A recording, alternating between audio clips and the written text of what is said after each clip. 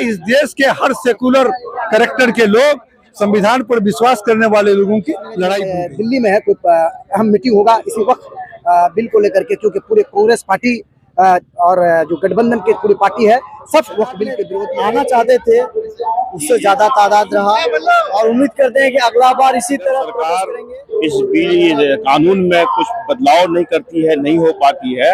ऐसी स्थिति में हम लोग सड़क से लेकर के सांसद दल के पार्टी को छोड़कर, झंडा को छोड़कर एक साथ खड़े हुए हैं।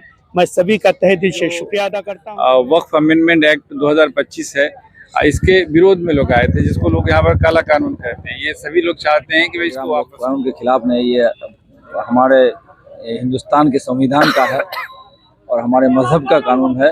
इसमें हिंदू मुस्लिम सबको मिलकर के हिस्सा लिए। संविधान में हर किसी को धार्मिक आजादी है, बोलने का, खाने का, और हमारी तब तक जारी रहेगी जब तक ये काला कानून वापस नहीं लेता। मैदान में काफी ज्यादा जो है लोगों की संख्या रही और शुरू से आप जा रहे हैं प्रोग्राम समाप्ति के बाद, क्या कहना चाहिए? देखिए, मैं शायद वहाँ पर मुझे बोलने के लिए बुलाया भी नहीं गया, लेकिन जो चीज़ है यहाँ पर कि ये एक चीज़ बिल्कुल वाजे हो गई बिना बयान करे हुए कि लोग यहाँ पर आए क्यों थे, कि ये जो वक्फ अमेंडमेंट एक्ट 2025 है, इसके विरोध में लोग आए थे, जिसको लोग यहाँ पर काला कानून कहते हैं। ये सभी लोग चाहते हैं कि भाई इसको वापस हो, लेकिन हमारा मकसद ये भी था कि यहाँ पर कुछ उस एक्ट के ऊपर भी कुछ रोशनी डाली जाती। बहुत सारी बातें हैं जो वहाँ पर कुछ बयान नहीं किया गया कि ये कानून कैसे बना। जैसे ये सवाल आपने वहाँ पर किया था जब वहाँ पर विधायक जी का प्रोग्राम था।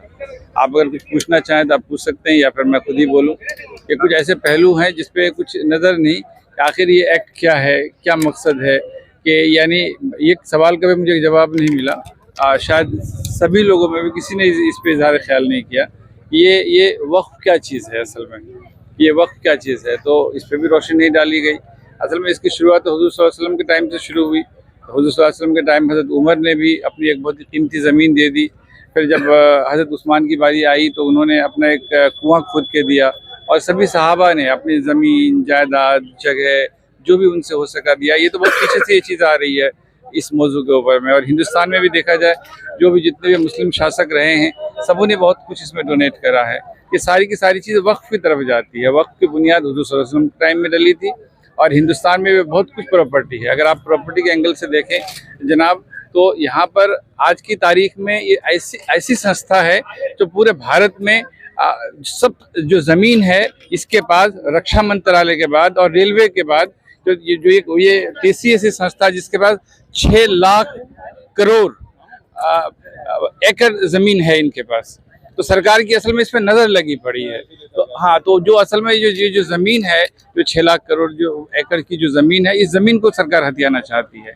और जो भी कानून बनाया, ये सभी में उल्टा सीधा पेच इस तरह डाल रखा कि आज नहीं तो कल घूम फिर करके उसी के हाथ में आए।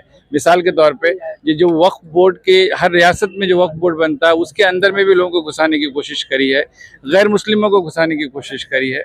ऐसा सवाल बनाया कि भाई जब तक 5 साल का कोई बंदा प्रूफ न दे, कोई मुसलमान, तो वो बंदा इसमें दान नहीं कर सकता। और मुतवल्लियों की बहाली पे भी इन लोगों ने वो चीज़ें बहुत ऐसा लोचा लगाया है। तो असल में हम लोग को जो असल में लड़ाई लड़नी थी, अब जो भी बड़े हैं हमारे, हम लोग कौन हैं इसमें कहने वाले, तो असल में इसके तहत में इस रोशनी पे यहाँ पर बहस नहीं करी गई। लेकिन मिन जुमला जो बात यहाँ पर हुई है बहुत ही कामयाब रही। जो जोश मैंने लोगों में देखा, जो जज्बा लोगों में देखा, कि मकसद ये था कि इस काले कानून का वापस लो। डिटेल पे भले ही बात नहीं हुई हो, उसकी तफसील पे नहीं बात हुई, अलग सवाल है, लेकिन ये कामयाब रहा। ये जो जोश है, जो उमंग है, जो आग है, जो ध्वनि है, जो ऊर्जा है जो गई है, वो मुझे जहाँ तक उम्मीद है मरकजी सरकार तक ये चीज़ जाएगी, ये आवाज़ वहाँ पर पहुँचेगी और सरकार को झुकना पड़ेगा। धन्यवाद। देखिए, अच्छी बात है कि आज का इस सभा ने साबित कर दिया कि ये लड़ाई सिर्फ मुसलमानों की नहीं, बल्कि इस देश के हर सेकुलर कैरेक्टर के लोग, संविधान पर विश्वास करने वाले लोगों की लड़ाई बन गई है। क्योंकि मौजूदा सरकार इस देश के संविधान को तहस नहस करके मनुस्मृति के सिद्धांत पर इस देश को चलाना चाहती है। इसलिए ये मुसलमानों की लड़ाई ना समझा जाए, ये इस देश के संविधान को बचाने की लड़ाई है, इस देश के वजूद को बचाने की लड़ाई है। और मोदी सरकार जो 3 कानून पास किया गया, 370, 303 तलाक और जो NRC CA, तो मुसलमान चुपचाप इस देश की सालमियत को बरकरार रखने के लिए शांत हो गया और संविधान का सम्मान किया। लेकिन वो सोच रहा है कि इसी तरह मुसलमान चुप रहेगा। इसके बाद दूसरा स्टेप उसका है extra civil code. Extra civil code के बाद वो लाएगा हिंदू राष्ट्र का बजट योजना। दरअसल आरएसएस और जिन्ना जैसे जहनियत रखने वाले कुछ लोग जो इस देश को बांटा था, पुनः इस देश को बांटना चाहता है। आज भी आरएसएस के एजेंट और जिन्ना जैसे जहनियत रखने वाले कुछ लोग मिलकर इस देश में आगजनी करना चाहता है, दंगा करना चाहता है, फसाद करना चाहता है और इस देश को फिर से बांटने की साजिश हो रही है। ये उसका ख्वाब कभी पूरा नहीं होगा। हिंदुस्तान के सेकुलर कैरेक्टर के जो लोग हैं, यहाँ की हिंदू मुस्लिम एकता इस देश में ऐसे नापाक साजिशों को कभी कामयाब होने नहीं देंगे। प्रोग्राम समाप्त हो चुका है फाइनली।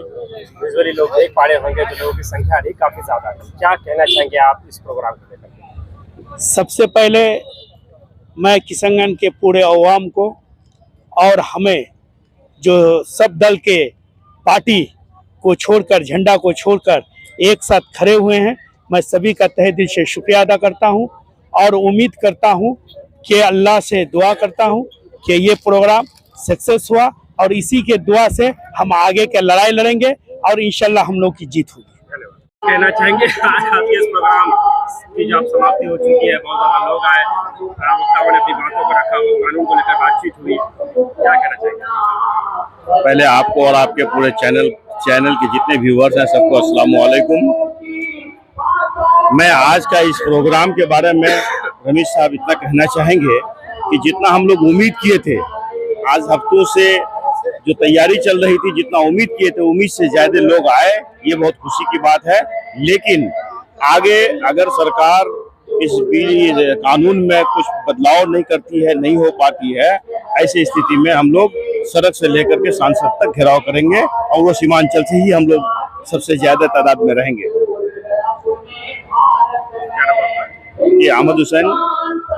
कार्यक्रम को लेकर क्या कहना चाहेंगे आप? मैं यही कहना चाहता हूँ कि आज जो प्रोग्राम रहा तो जितने भी आदमी आए, जितने हम लोग तादाद में आना चाहते थे उससे ज़्यादा तादाद रहा और उम्मीद करते हैं कि अगला बार इसी तरह प्रोटेस्ट करेंगे और इससे ज़्यादा तादाद रहेगा। और हम लोग इस बिल के खिलाफ हैं और इस बिल के खिलाफ रहेंगे जब तक इस बिल को रिजेक्ट ना करें। मैं सरकार से ये आग्रह करना चाहता हूँ इस बिल के खिलाफ करें। मैं मोहम्मद मुबीन, अल्ताबड़ी पंचायत। सर, आज के इस प्रोग्राम जो रहा वक्फ कानून के खिलाफ, क्या कहना चाहिए?